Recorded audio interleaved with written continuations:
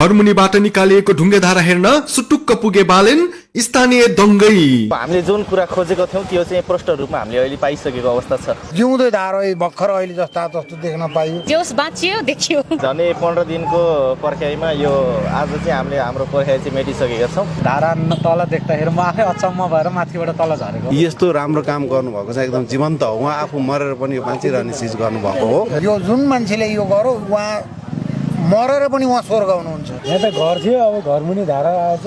माथिबाट 2 ढलानको घर थियो, अब कहाँनिर धारा छ भन्नु मैले। धारा माथिबाट घर बनाएपछि त खोज्दैनन्, मान्छेले त खोज्छ नि। मान्छे जन्मिएर चाहिँ खोज्यो।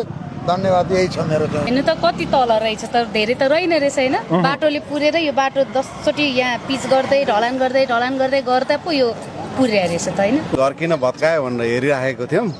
हेर्दै जाँदाखेरि किन यो घर भत्काएर अर्को चाहिँ नयाँ संरचना बनाउन लाग्यो भने हेर्दै थियौँ। हेर्दै जाँदा आज चाहिँ लगभग मैले 3 फिट खनेकोसम्म उभिएर हेरिरहेको छु। म धारा निस्किन लाग्यो भनेर हेरेको, निस्कियो। यही नै राम्रो लाग्यो। भैरव धारा भन्ने चाहिँ नाम रहेछ। खानेपानीको हाकार छ, धाराहरू यसरी पुरिएको छ। हामी त पुरै काम गर्नेहरूको यहाँ बाटो हिँडेको त पुरै भित्रैदेखि सबैको खुसीले चाहिँ आज यति गदगदी छ कि जानी थिचोमिचो गरेरै पुरेर राखेको भयो देखियो नि त अहिले।